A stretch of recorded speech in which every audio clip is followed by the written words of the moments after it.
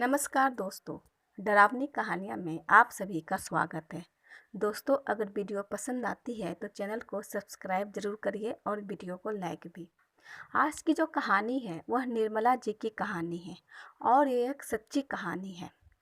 निर्मला जी की आय बहुत सीमित थी। उनके हस्बैंड बहुत कम आमदनी कमाते थे।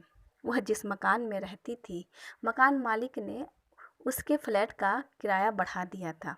तब उनके हस्बैंड ने नया फ्लैट खोजा जो बहुत कम सस्ते दामों में मिल गया। उस सस्ते दामों के कारण उन्होंने उस फ्लैट के बारे में कुछ भी पता नहीं किया। जब वे फ्लैट देखने के लिए गई तब उन्हें कुछ अजीब सा महसूस हुआ। वह जब उस कमरे का मुआयना कर रही थी तभी उनके शरीर के सारे रोए खड़े हो गए थे और अजीब सा उन्हें महसूस हो रहा था। फिर भी उन्होंने इन सब बातों को इग्नोर किया क्योंकि मकान बहुत सस्ते में मिल रहा था जो उनके लिए बहुत अच्छा था। वे उस मकान में शिफ्ट कर गई। उस मकान में शिफ्ट करने के कुछ ही दिनों बाद उनके साथ बहुत अजीब सी घटनाएं होती। मकान मालिक उनके सामने वाले फ्लैट में ही रहता और छत पूरा खाली था। जब वे रात को सोती तो ऐसा लगता कि कोई छत पे बहुत जोरों से दौड़ रहा हो, कोई छत पे धम धम करके बजा रहा हो। वे इन सब बातों को इग्नोर करते क्योंकि वे सोचते हो सकता है मकान मालिक का बेटा ऊपर छत पे दौड़ता हो चाहे कुछ करता हो। लेकिन यह रोज की बात थी। रोज 12 बजते या 1 बजते ही छत पे बहुत जोरों से दौड़ने की आवाज़ आती और ऐसा लगता कि छत पे बहुत जोरों से कोई पत्थर लेकर छत को पीट रहा हो। उन्हें ये सब अजीब सा महसूस होता, लेकिन उन्होंने कभी मकान मालिक से नहीं पूछा। फिर धीरे धीरे उन्हें यह मालूम चला कि जब 12 बजते तब मकान मालकिन और उनका बेटा दोनों बहुत झगड़ा करते। यह डेली का रूटीन था, पर दोनों हस्बैंड वाइफ ने कभी इस बात पे सोचा ही नहीं। उनके घर से आवाज़ आती पर वे उनके घर का मामला समझ के छोड़ देते। लेकिन धीरे धीरे निर्मला जी के साथ भी कुछ ऐसा ही होने लगा। उनकी तबीयत ज़्यादा खराब रहने लगी। जैसे उनको महीने में 2-3 बार फीवर हो जाता, महीने में 2 बार माहवारी हो जाती, जिनके उनका शरीर बहुत कमज़ोर होने लगा था। उन्हें समझ में नहीं आता कि उनके साथ ऐसा क्यों हो रहा है।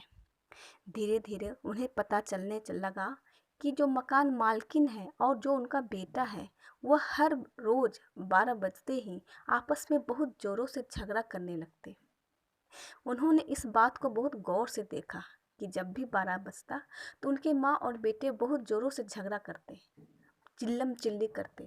पहले तो उन्होंने इस बात को इग्नोर किया कि ये उनके घर का मामला है। जब उन्होंने समय पे ध्यान देना शुरू किया तब उन्हें समझ में आने लगा कि जैसे ही 12 बजते उनके घर में चिल्लम चिल्ली शुरू हो जाती। पर उन्होंने कभी उनसे पूछने की हिम्मत नहीं करी। सोची कि कहीं मकान मालिक भड़क न जाए और घर खाली न करवा दे। लेकिन उनके साथ अभी और भी घटनाएं होना बाकी था। एक रात जब निर्मला जी के पति घर पर नहीं थे और वह अकेली सोई हुई थी कि अचानक से 2 बज रहे थे। निर्मला जी की आँख खुल जाती है, वह पानी पीने के लिए उठती है। अभी जैसे ही वह किचन की तरफ जाती है कि उनके दरवाजे पे जोर से पीटने की आवाज़ आती है। एक पल के लिए तो वो डर जाती है कि इतनी जोर से दरवाज़ा कौन पीटेगा। फिर वो सोचती है हो सकता है कि मकान मालकिन को कोई ज़रूरी काम पड़ गया हो। अभी वो दरवाजे के पास ही पहुंचती है तो कुछ बड़बड़ाने की आवाज़ आती है। वह जब कान लगाकर दरवाजे पे सुनती है तो किसी ने बहुत ज़ोरों से उनके दरवाजे पे धक्का मार दिया हो और यह धक्का जहाँ पे उन्होंने कान लगाया था वहीं पे मारा जाता है। वह एकदम से डर के चीख पड़ती है और अपने कमरे में आके बैठ जाती है। यह उनका पहला एक्सपीरियंस था जब उनके घर में उनके पति नहीं थे। अब वो सोचने लगती है कि ऐसा इस घर में क्या हो रहा है। वह बहुत डरी डरी थी। लेकिन जब सुबह होती है तो वह बात अपने मकान मालकिन से पूछने जाती है कि रात को उसके साथ क्या क्या हुआ था। जब निर्मला जी मकान मालकिन के पास जाती है तो मकान मालकिन बहुत ज़ोरों से भड़क जाती है और उन पे खूब चिल्लाती है। कहती है अगर मकान पसंद नहीं आए तो घर खाली कर दो। निर्मला जी का यही बात का डर था कि मकान मालकिन से पूछेंगे तो वह घर खाली करने को बोल देंगे। सीमित आय होने के कारण निर्मला जी कुछ नहीं बोली और अपने कमरे में आके बैठ गई। लेकिन अब वह दिन उनके लिए भारी होने लगा था। उनके पति कुछ दिनों के लिए बाहर गए हुए थे। जब दूसरी रात होती है तो वह बहुत डरी डरी रहती है। पहली रात वाली घटना उनके दिमाग में चल रही थी। फिर जैसे ही रात के 12 बजते हैं, फिर से माँ बेटे की बहुत ज़ोरों से झगड़ने की आवाज़ आने लगती है। वह दरवाज़ा खोलकर वह अपने मकान मालकिन के दरवाजे के पास जाती है तो वह सुनती है कि मकान मालकिन का जो बेटा था बहुत ज़ोरों से गुर्रा रहा था और उनकी माँ अपने बेटे को कुछ चीज़ों से पीट रही थी और बेटे के गुर्राने वाली आवाज़ भी निकल रही थी। वह ये सब देखती है तो वह दरवाजे पे दस्तक देने लगती है। फिर अचानक से ही उनके मकान मालकिन का घर शांत हो जाता है। उन्हें समझ में नहीं आता है कि क्या हो गया है। वो 2-3 बार जब दस्तक देती है तो मकान मालकिन दरवाज़ा नहीं खोलती है और उसके बेटे की जो गुर्राने वाली आवाज़ थी अब उसके कानों में थोड़ी ज़ोर ज़ोर से आने लगी। वह डर के मारे फिर से अपने कमरे में चली जाती है।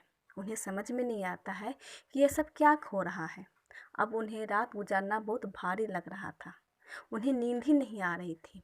जब रात के 2 बजते हैं और वह लाइट जलाकर जगी रहती है कि अचानक से ही छत पे किसी के ज़ोर ज़ोर से दौड़ने की आवाज़ आती है। ऐसा लग रहा था कि उनके छत पे कोई ज़ोरों से कूद रहा है और बहुत ज़ोरों की आवाज़ कर रहा है।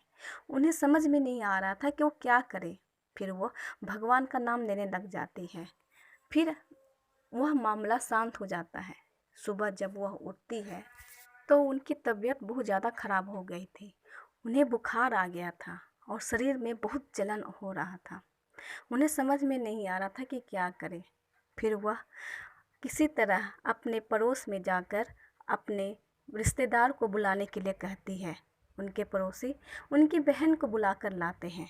जब उनकी बहन आती है और निर्मला जी की हालत देखती है तो वह बहुत डर सी जाती है कि अचानक से निर्मला जी का शरीर इतना पीला क्यों पड़ गया है।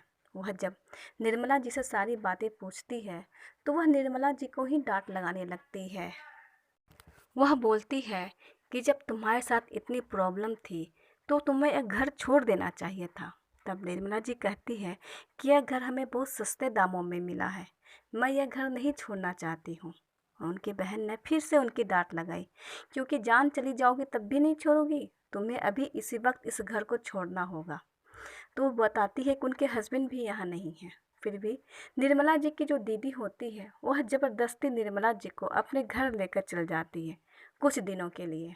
जब निर्मला जी के पति आते हैं तब उनकी दीदी सारी बातें बताती है। वो उनकी दीदी कहती है कि आप दूसरा मकान देखिए, उस घर में रहना ज़रूरी नहीं है, नहीं तो निर्मला जी की जान चली जाएगी, वह घर पहले से ही मनहूस है। इस बात को सुनकर उनके पति समझ जाते हैं कि उस घर में रहना मुनासिब नहीं है। फिर वे उस मकान को छोड़ देते हैं। यह थी निर्मला जी के साथ घटी एक डरावनी घटना।